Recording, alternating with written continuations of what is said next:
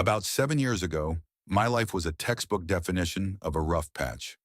My live-in girlfriend Chloe and I were technically sharing an apartment, but practically sharing nothing else. The air in our place was heavy, silent, and entirely devoid of affection. Then came a Tuesday morning when she announced she needed a break. She told me she was driving up to visit her family, about a 600-kilometer trip, and would be gone for a week to clear her head. I nodded, told her to drive safely, and genuinely hoped the distance might give us some perspective. 2 days later, I was walking down a busy street downtown on my way to a lunch meeting. I passed a popular Italian place with a vibrant, sunlit patio, and there she was. Chloe. She wasn't 600 kilometers away. She was sitting 3 tables back, throwing her head back in laughter, raising a wine glass with her ex-boyfriend. The sheer audacity of it hit me like a physical blow. But instead of letting the anger blind me, a strange, icy clarity took over. I pulled out my phone, stepped behind a decorative planter, and snapped 3 crystal-clear, high-definition photos of the happy couple. I didn't storm the patio. I didn't cause a scene. I just turned around and walked home, my mind spinning a blueprint. The blueprint. Our apartment was entirely furnished by me. More importantly, I was on a month-to-month lease that required a strict 60-day notice to vacate. Chloe's name wasn't on a single piece of paperwork. She was, legally speaking, a guest. The next morning, I called my landlord, Frank. Frank was a retired contractor, a straight shooter, and a genuinely good guy. I laid it all out for him. Frank, I'm giving you my 60 days, but I need a massive favor. I need you to keep this completely between us, and I need to schedule prospective tenant viewings strictly when Chloe is at work. Frank didn't skip a beat. Say no more, kid. Consider it done. For the next 2 months, I lived a double life. It was a masterclass in psychological discipline. When Chloe returned from her family trip, I didn't say a word. I stayed polite but distant. Once, I casually floated the idea of couples therapy, knowing exactly how she'd react. She brushed it off, looking relieved that she didn't have to try. Predictably, sex was entirely off the table, which suited me just fine. Soon, she started staying out late, texting me excuses like, "Crashing at Sarah's tonight, too tired to drive." Every time I just replied, "Okay." Meanwhile, behind the scenes, I found a great new apartment. Whenever Chloe was at the office or out with her affair partner, Frank would bring potential renters through the apartment. It was a seamless, invisible operation.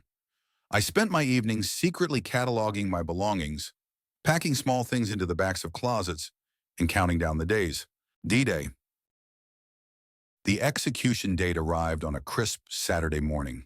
Chloe was fast asleep in bed. At exactly 7 a.m., the doorbell rang. It wasn't a gentle buzz.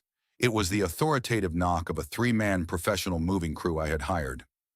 I opened the door, pointed toward the living room, and told them, "Everything wrapped, boxed, and loaded. Let's move."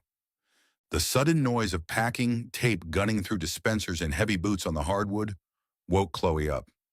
She stumbled out of the bedroom, bleary-eyed, wearing one of my oversized t-shirts. "What is going on?" she demanded, looking around the living room in utter confusion.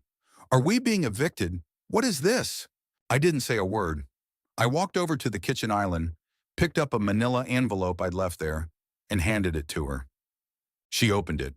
Inside were the printed, high-resolution photos of her and her ex on the patio from 2 months prior. The color drained from her face so fast I thought she might faint. She looked at the photos, then up at me, her mouth opening and closing like a fish out of water. Before she could even utter an excuse, the front door opened again. Frank walked in, holding a clipboard. He looked at her, entirely deadpan, and then looked at his watch. "Morning," Frank said, his voice echoing in the increasingly empty room. "The lease on this unit expires today. The new tenants are moving in 48 hours, and I need the place empty to deep clean and paint.